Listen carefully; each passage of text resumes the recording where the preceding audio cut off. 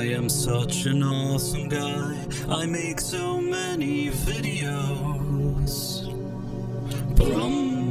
Hello there, Price of Reason here with a special report. Those of you that are familiar with my channel know that I've been rather vocal about my criticism of the Doctor Who franchise recently, especially after the 3 disastrous 60th anniversary specials with David Tennant and the embarrassing 2023 Christmas special with Nucti Gatwa. And for the most part, I've actually received some very positive responses from many of you, and I'm very grateful for that. However, on occasion, I do also get some negative comments claiming that I'm somehow imagining that the Doctor Who franchise has become overly political over the past several years. But rather than personally responding to posts from these type of detractors, I've decided to make another investigative video, one that will not only dispel these false comments, but that will also offer some exclusive insight into what's happening behind the scenes these days at Doctor Who, the BBC, and Disney. And as usual, this video is going to include information that's not being reported about by the mainstream media, and if you're interested in these type of exclusive reports, please make sure to like and subscribe.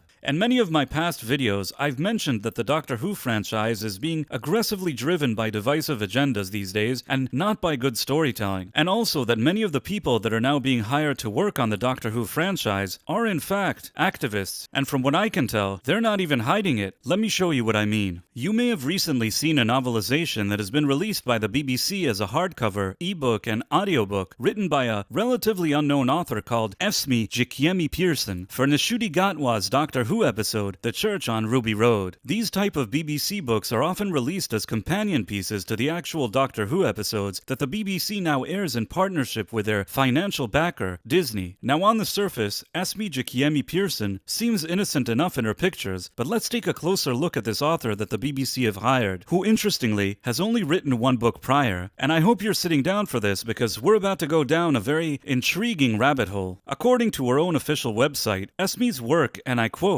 primarily focuses on people who live at the intersection of identities, whether that's here on Earth or in faraway galaxies of her own creation. Now, some of you may be thinking, intersection of identities? That doesn't necessarily mean that she's obsessed with identity politics or anything, and that's fair enough. So why don't we take a look at what Esme's literary agent has to say about her when he markets her services to companies like the BBC. According to her agent's official website, Esme's writing is invariably about black people dismantling space empires, traveling through time, and saving the world, often simultaneously. So right out the gate, there's only one group of people that Esme is interested in writing about, which is kind of odd. I mean, imagine if tomorrow Dan Brown decided to make a statement that he only agrees to write about white people doing positive things. I wonder in our day and age how well that type of statement would be received by the general public, but I digress. The agency that represents Esme also mentions that she is the co-founder of an organization called Impact of a Mission. Now let's take a look at this organization that her agent has deemed so important that he's added it to the first sentence of her official bio. Well, a visit to the website of Impact of a Mission shows that it is in fact a Summer of Love type of social justice organization that aims to change the UK's school curriculum by addressing, and I quote, Britain's imperial past because for too long the UK has gone uneducated on its history as an empire, and this ignorance has allowed racist structures of power to not only endure, but flourish. In addition, Esme is apparently interested in celebrating Black Brits whilst exploring the country's violent, racist past. Now, even though I think that what we've seen until now is already very telling, while doing my research, I decided to look at Esme's Twitter account to learn more about her as a person. And even I was surprised at what I saw there. Almost every post of hers seems to be obsessed with people's skin color, how she seems to be a victim, and issues that she seemingly has with the UK and with white people. But the real kicker for me was looking at her Twitter activity from October 7th, 2023, the day of a terror attack that saw the deaths of over 1,200 people in Israel. Esme had started off that day by complaining about how the bookstore Waterstones didn't recommend enough black authors to their clientele, the way they recommended well-known authors like Agatha Christie, J.R.R. Tolkien, George R.R. Martin, and Japanese author Murakami Haruki. I mean, it's possible that they're just recommending their biggest sellers, but I suppose Esme may not have considered that. In any case, on October 7th, as videos of horrific murders of innocent civilians were being uploaded to Twitter that day in real time, Esme decided to start liking and reposting tweets that were seemingly celebrating these terror attacks. Even in the days that followed, when it was reported that some UK citizens from her own country, were either killed or taken hostage during the attacks, Esme didn't seem at all concerned about their well-being. Instead, she spent her days liking and reposting tweets by radical activists, which were usually anti-West, anti-Hawaii, anti-UK, and anti-US, along with news stories from sites like Al Jazeera. And we're not talking one or two posts here. Her entire timeline is filled with these, and it's all out in the open. And you'd think that perhaps this public online activity would have given the BBC second thoughts about releasing a book that she's authored for them, but nope. The BBC were more than happy to promote Esme on the official Doctor Who account, which they of course own and operate. And given the amount of influence that both Russell T Davies and Disney have over the Doctor Who franchise these days, it's entirely possible and even likely that they had even signed off on this endorsement as well. But what seems especially absurd to me is considering that the citizens of the UK basically pay for the BBC's entire existence, the very citizens and country that Esme doesn't seem to be a fan of, that the BBC has seemingly embraced Esme in such a big way. Now, some of you may be saying, well, maybe this was just an innocent mistake on their part. It's not like people are praising this relatively unknown author within the corridors of the BBC or anything. But in reality, nothing could be further from the truth. Just recently, BBC presenter Matthew Sweet had publicly praised Esme in a tweet, where he said, "Going to make a prediction here and say that Esme will be running Doctor Who by 2040. The TARDIS at BH has a missing lamp, so we couldn't pop forward to check if I was right. So I can only assume that Esme must have made a real impression on him. Perhaps there's even some talk behind the scenes of her possibly writing for the show itself at some point? Who knows, but it's certainly odd that Matthew Sweet feels so strongly about Esme after she's only written 2 books to date, but I'm sure he has his reasons. Regardless, in my opinion, Matthew Sweet isn't the only fan that Esme has over at the BBC. Just this week, it turns out that Don Cueva, a top BBC 3 programmer, who according to Deadline has also worked for Disney in the past, has been posting extreme, racist, anti-Hawaii,